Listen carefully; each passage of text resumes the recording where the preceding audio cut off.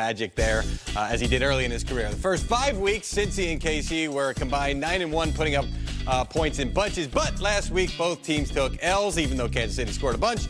And they lost the turnover battle. Remember I said the turnover battle was going to be big in New England, Mike Robb? Of course you do. Mike Robb, you're up there with Reggie Bush. Welcome to Shop Talk.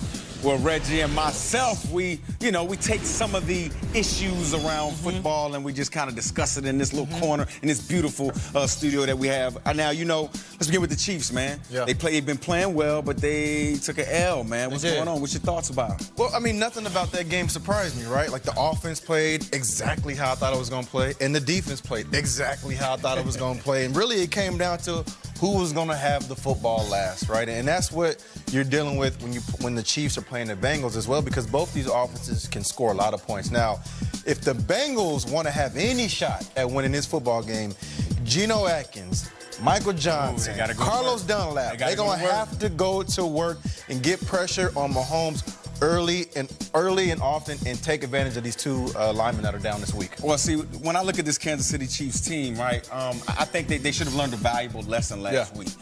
When you're dealing with a guy like Tom Brady, when you're dealing with an offense like the New England Patriots, they know how to. They're playing chess while everybody else is playing checkers. Exactly. And if it's one thing that is left out of this Kansas City offense, is the ability when they're up to be able to just turn the ball around and hand it off and control the tempo of the game, because that's what Tom Brady did. Yeah. If Tom Brady was mic'd up that last week, and you heard him say, there's a clip out there, you heard him say, oh, yeah, good, we got time. Because Kansas City went right down the field and scored. They scored way too fast. And it's going to come a time at some point this year, like it was last week with New England Patriots, it's going to come another time where offense is going to be able to control the tempo. And so Andy Reid and Patrick Mahomes, to me, they're going to have to learn exactly how to play tempo, how to play complementary football, so that doesn't happen, because you can't always guarantee you got the ball last. And it's funny you mention that, because the same exact thing happened to the Bengals, right? They scored pretty quick in the end of the game.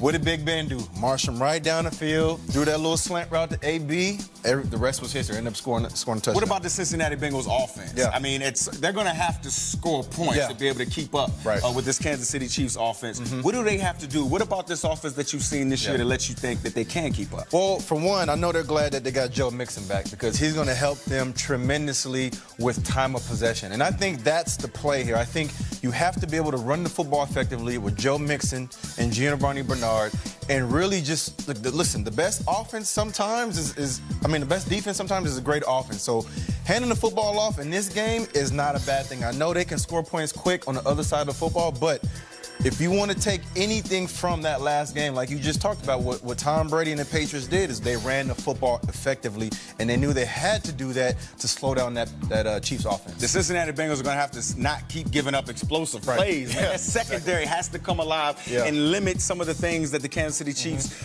can do, because they gave up a lot last week against the Pittsburgh Steelers, as you guys see on the screen. But offensively, what Mr. Laser, what the offensive coordinator Bill Lazor has been doing and moving A.J. Green around, he's like the best receiver in the league right now. Getting him in the throughout the slot, man. Motioning him, creating different opportunities for him to get free releases and things like that. It is beautiful.